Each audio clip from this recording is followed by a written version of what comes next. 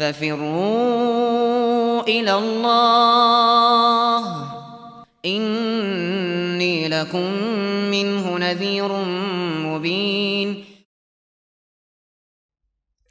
Berikutnya disebutkan di sini oleh penulis faslun tentang najis-najis. Iya. Kata beliau ini jenis-jenis najis ya. Kata beliau wa kullu ma'in kharaja minas sabilaini najisun illa al-mani. Setiap cairan yang keluar dari dua jalur kemaluan adalah najis kecuali mani. Ya. Baik, setiap cairan ma'i itu cair yang keluar dari dua jalan itu najis. Maksudnya ini cairan saya yang dibahas oleh penulis ya. Bagaimana kalau dia padat misalnya? Yang keluar itu padat. Itu juga najis harusnya ya. Kan begitu. Dia keluar depan dari depan maupun belakang. Itu masuk ke dalam najis. Iya. Baik. Ya kalau kita hitung ya cairan itu yang keluar. Ada namanya air seni, air kencing. Itu najis menurut kesepakatan. Yang kedua ada namanya mani. Ini mani yang diperkecualikan oleh penulis. Dia tidak najis. Itu pendapat yang lebih kuatnya. Bahwa mani tidak najis. Kenapa? Karena Nabi SAW pernah ada mani melekat di bajunya, beliau keruk dengan tangannya yang mulia. Setelah itu beliau keluar untuk sholat dan masih ada bekas itu dilihat oleh Aisyah di bajunya, menunjukkan bahwa itu tidak najis. Jelas ya. Kemudian yang ketiga ada namanya air madi. Ya, madi itu najis. Kemudian yang keempat ada namanya air wadi. Wadi itu juga najis. Ya. Yang kelima adanya darah haid atau nifas, itu cairan. Dan itu juga najis. Ya. Jadi itu cairan-cairan ya keluar. Baik. Hukum umumnya begitu. Hanya saja darah itu yang keluar dari perempuan itu beraneka ragam bentuknya. Ada yang najis, ada yang tidak najis. Yang keluar dari perempuan itu ada 4 darah. Akan saya terangkan nanti mungkin di bab haid. Ya. Tapi tidak apa-apa ya, kita sudah singgung di sini. Ada 4 darah. Pertama ada namanya darah keperawanan. Nah, itu suci, bukan najis. Menurut pendapat yang kuat. Kemudian yang kedua ada darah haid, itu najis menurut kesepakatan. Yang ketiga darah istihadah. Iya. Darah istihadah. Dan darah istihadah ini beda dengan darah haid. Dan dia bukan najis menurut pendapat yang kuat. Kemudian yang keempat ada namanya darah rusak. Darah rusak. Iya. Ya bukan haid, bukan pula apa? Bukan istihadah. Dan bukan darah yang pertama juga. Itu disebut darah rusak. Yang penting dibedakan di sini ada 3 jenis air ya, air mani, air madi, dan air apa? Wadi. Iya. Kalau air mani itu dia agak keruh warnanya, kedua tebal, dari sudut bau kayak adonan roti. Sifat keluarnya kalau dia keluar diiringi dengan kelezatan. Setelah keluarnya biasanya diiringi dengan agak lemas atau capek begitu, atau ada yang dia menjadi letih. Ini 5 kriteria untuk mani. Kalau madi warnanya bening. Itu dari sudut warna. Iya. Dia tipis, agak lengket, Kemudian yang ketiga, tidak ada baunya. Tidak ada baunya.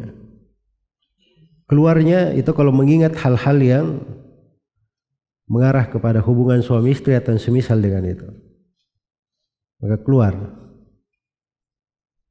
Kemudian yang kelima, kalau sudah keluar itu tidak diiringi dengan apa? Keluarnya tidak diiringi dengan dia lezat misalnya, atau setelah itu dia letih, tidak ada. Itu madi namanya. Yang ketiga namanya air wadi. Wadi itu sama dengan madi, cuman perbedaannya ini biasanya keluar setelah seorang itu buang air kecil. Kalau dia buang air kecil, setelah itu ada cairan putih yang keluar, itu wadi namanya. Dan ini biasanya keluar pada orang-orang yang dia habis kerja berat, sangat letih, biasanya ada yang keluar seperti itu. Jelas ya? Baik, kaidah yang disebut oleh penulis di sini, semua cairan yang keluar dari dua jalan itu hukumnya adalah apa? Najis, kecuali apa? Kecuali mani. Ya. Dan itu sudah benar ya, secara umum terkait dengan mani, bahwa mani memang adalah suci menurut pendapat yang lebih kuat, bukan najis. Iya.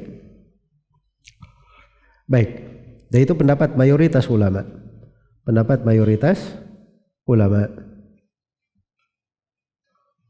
Berikutnya kata beliau, wa ghuslu jami'il abwali wal arwathi wajibun illa baulus sabi. Ya.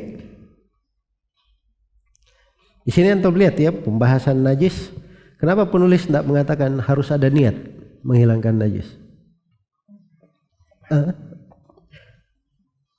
Ya, beliau sebutkan ada niat.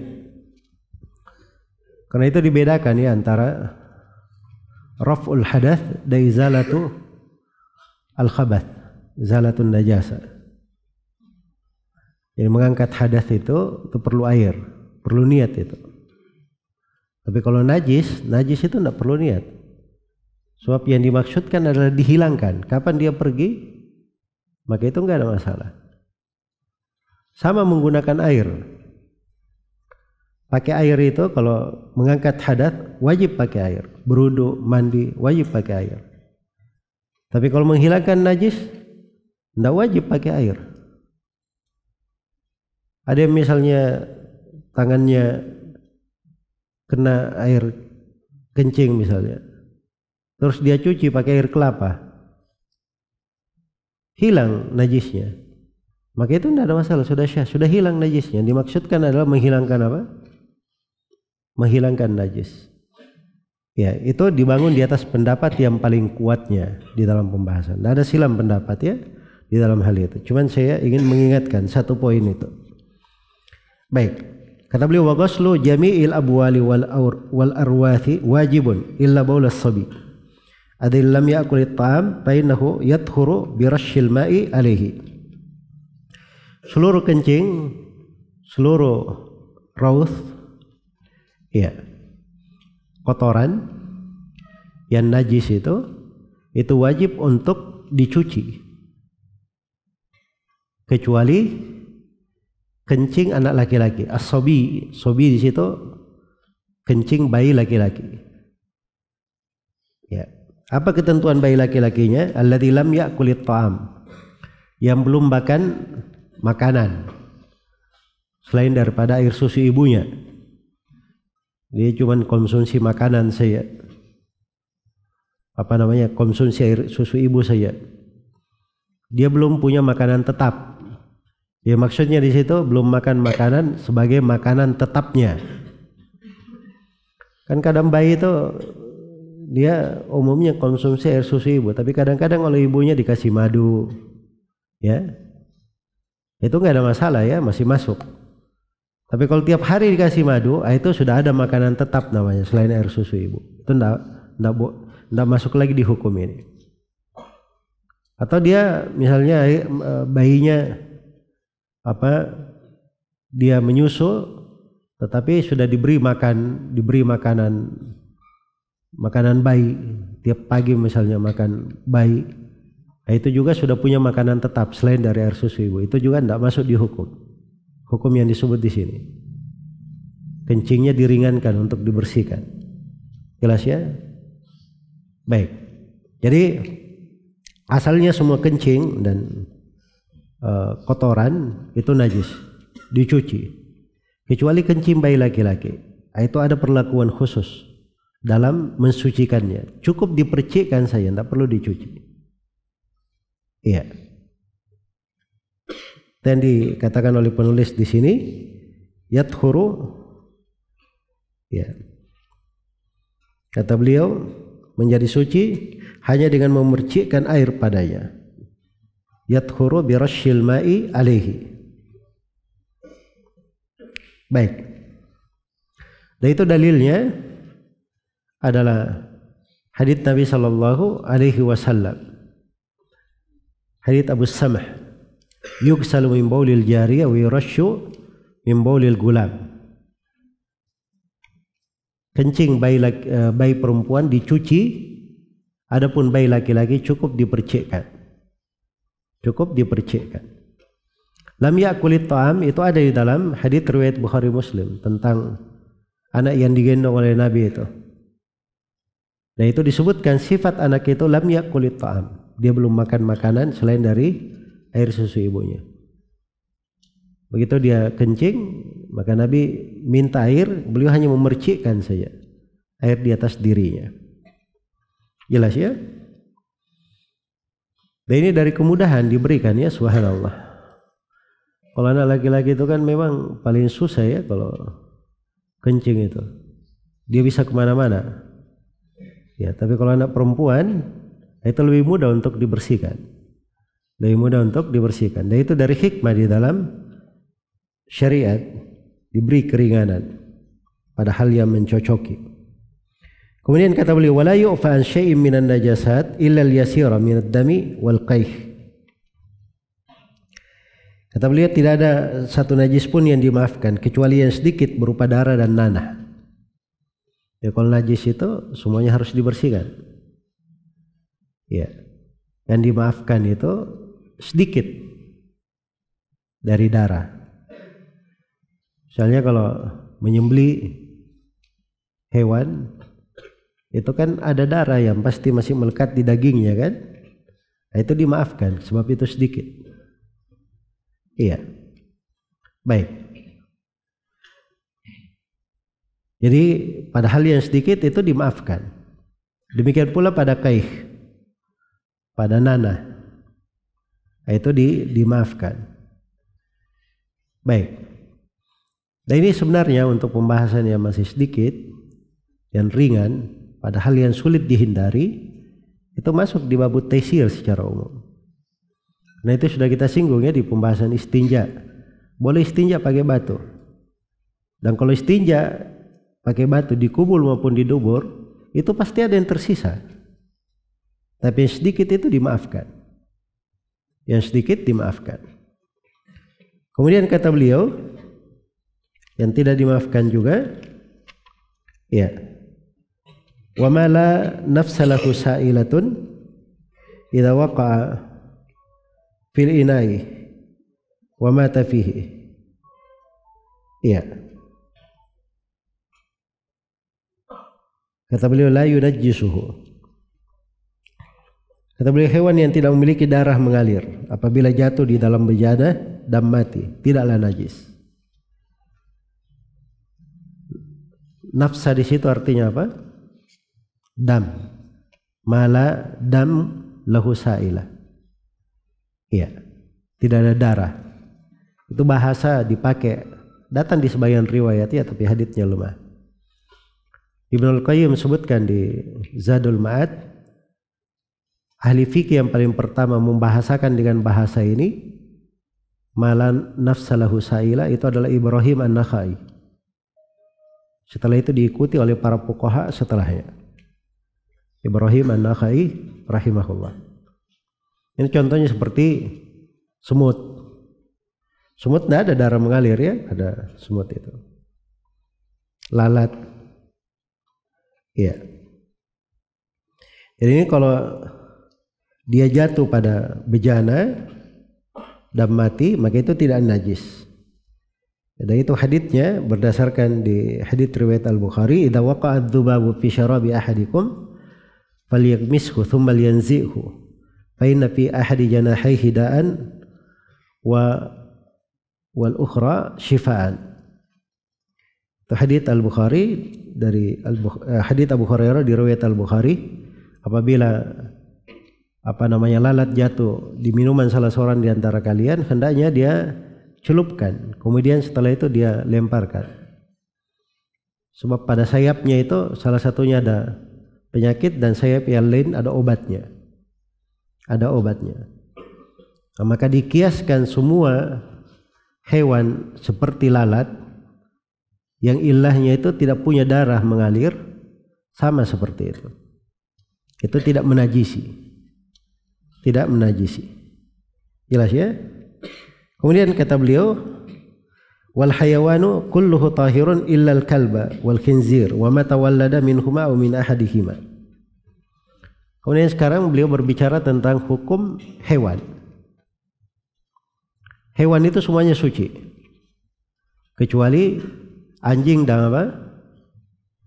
Dan babi. Iya.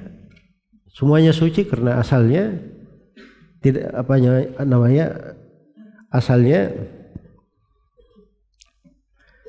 asalnya tahara, kecuali kalau ada dalil yang menunjukkan tentang najisnya. Ya. Adapun anjing dan babi ini jelas ya, dalil yang menunjukkan akan najisnya dua hewan ini. Demikian pula wa ma tawallada minhuma, apa yang lahir dari keduanya, au min ahadihima, atau lahir dari salah satu dari keduanya. Misalnya anjing kawin dengan serigala. Nah, maka ini hasil dari keduanya itu juga dihitung najis. Baik. Kemudian setelah itu penulis masuk menjelaskan tentang bangkai. Kata beliau, wal maitatu kulluha najisatun illa as-samak wal jarada wal adamiyya. Kata beliau, bangkai itu seluruh bangkai adalah najis kecuali ikan, belalang dan anak Adam. Ya. Adapun semua bangkai najis karena, dan itu menurut kesepakatan ulama ya. Memang di dalam Al-Quran dikatakan, qul la ajidu fima uhiya ilayya muharraman ala ta'imin yata'amuhu illa ayyakuna maitatan aw daman masfuhan aw lahma khinzirin fa innahu rijis. Itu kalimat fa innahu rijis illa yakuna maita, kecuali kalau dia bangkai. Kalau dikatakan rijis itu adalah najis. Iya. Baik. Nah itu hadits Ibnu Abbas sudah berlalu di bab samak itu, idza dubighal ihabu faqad tahur. Artinya kalau dia di samak, dia tidak suci, dia najis. Dia najis. Begitu sudut-sudut pendalilannya, kecuali ikan. Ikan itu sudah dihalalkan. Uhilla lakum saydul bahri wa ta'amuhu. Dihalalkan bagi kalian buruan laut dan makanannya. Ikan masuk di dalamnya. Demikian pula al-jarad. Ya. Kata Ibnu Abi Aufa radhiyallahu taala anhu di riwayat Bukhari dan Muslim, gazawna ma'an Nabi sallallahu alaihi wasallam sab'a ghazawatin ma na'kulu illa al-jarad. Ma na'kulu illa al-jarad. Kata beliau, kami berperang bersama Nabi sallallahu alaihi wasallam 7 kali peperangan. Kami tidak makan kecuali belalang. Menunjukkan bahwa itu halal. Belalang itu. Ya, dan bangkainya juga tidak najis. Yang berikutnya anak Adam, sebab seorang mukmin itu ya, kata Nabi sallallahu alaihi wasallam di hadits Abu Hurairah riwayat Bukhari dan Muslim, innal muslim la yanjus. Sebuah riwayat innal mu'min la yanjus. Sungguhnya seorang muslim atau seorang mukmin tidaklah najis. Baik. Kemudian beliau terangkan hukum khusus terkait dengan masalah bejana yang dijilat oleh anjing dan babi.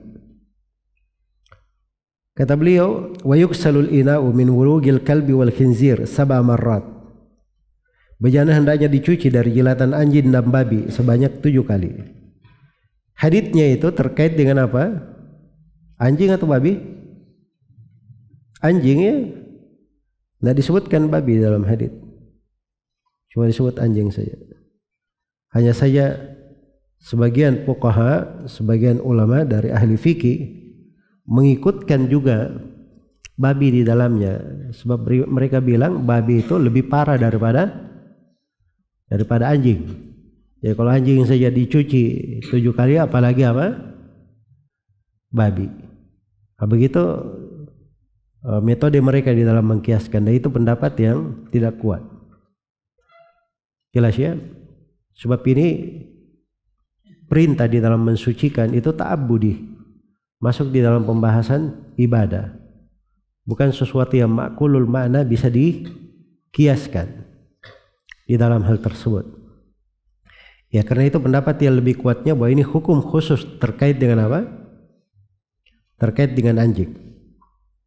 Iya. Baik. Kadang saya sering sebutkan ya bahwa seorang itu kalau diambil pendapat boleh seperti penulis di sini untuk hati-hati keluar dari silam pendapat, itu enggak ada masalah ya. So kadang tempat-tempat yang di situ ada rada ijtihad di tengah para ulama, ada sudut-sudut pendalilan sebenarnya panjang kita uraikan. Hal-hal yang seperti itu kadang dihargai. Baik. Jadi dikatakan di sini 7 marrat, dicuci 7 kali. Itu karena datang dari Nabi sallallahu alaihi wasallam seperti itu. Tuhuri inaya ahadikum idza walagha fihi al-kalb ayaksilahu 7 marrat ulahunna bit-turab. Mensucikan bejana salah seorang di antara kalian yang dijilati oleh anjing itu dengan dicuci 7 kali. Cucian pertama disertai dengan tanah. Iya, dikatakan ihdahunna bit-turabit tahir. Salah satunya dengan tanah yang suci. Kata ihdahunna itu dalam riwayat lemah. Dan riwayat yang kuat itu ada di ulahunna pertama, itu di Sahih Muslim. Kemudian ada di riwayat yang ke-8-nya.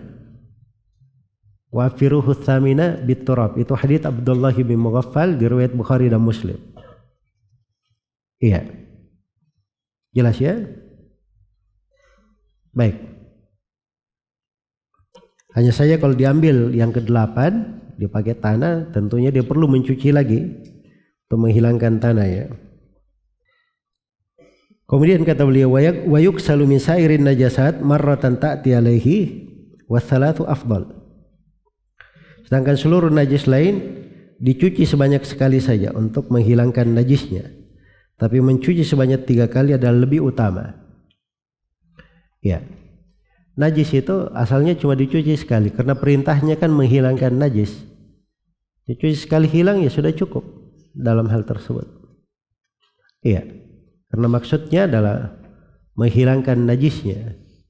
Makanya bahasa-bahasa yang dipakai dalam menghilangkan najis itu oleh Nabi sallallahu alaihi wasallam itu tidak disuruh berulang. Iya. Hanya disebut kalau kamu sudah suci, kamu sudah membersihkannya. Tidak diterangkan tentang jumlahnya. Hanya saja beliau katakan dicuci 3 kali itu lebih afdal. Iya, lebih afdal. Dan ini sudah berlalu ya dalilnya itu terkait dengan masalah mencuci kedua telapak tangan sebelum dimasukkan ke bejana. Karena pendapat penulis itu menganggapnya karena najisnya tangan sebelum masuk bejana harus dicuci di luar.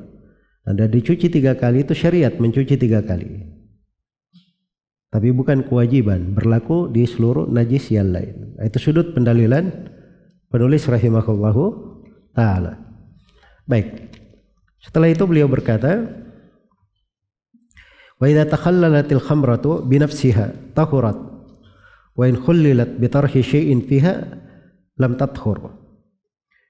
Kata beliau apabila cuka Apabila menjadi cuka dengan sendirinya, khamar tersebut menjadi suci. Iya. Jadi ada khamar disimpan. Maka terjadi fermentasi di situ, ada terjadi proses, akhirnya dia berubah menjadi cuka. Nah, pada saat menjadi cuka ini dia menjadi barang yang halal sudah, tidak najis lagi. Iya, tidak najis lagi. Itu kalau dia terproses dengan sendirinya. Tapi kalau dilakukan proses, kita melakukan upaya memprosesnya dengan memasukkan sesuatu atau ditambah apa begitu, maka ini kata beliau lam tathur. Iya, maka khamar itu tidak menjadi suci, tidak menjadi suci. Baik, jadi khamar itu hukumnya seperti yang disebut oleh penulis di sini, rahimahullah. Dia menjadi suci kalau dia berubah menjadi sendirinya. Ya, karena itu Nabi SAW ditanya, anil khamri tuttakhadu khallan. Qala la. Beliau tanya tentang khamar dirubah menjadi cuka. Maka kata beliau tidak boleh. Itu tuttakhad artinya dia melakukan proses merubah. Jelas ya? Maka Nabi bilang tidak boleh. Pemahaman kebalikannya, kalau dia berubah dengan sendirinya boleh atau tidak? Jawabannya boleh. Ya. Dan itu yang disebut dengan nama istihala. Terjadi perubahan sendiri. Sekarang dia khamar. Khamar itu hukumnya khamar, memabukkan, haram. Tapi ketika dia berubah menjadi cuka, itu namanya bukan khamar lagi, namanya sudah cuka. Cuka itu adalah hal yang dihalalkan. Adalah hal yang dihalalkan. Baik.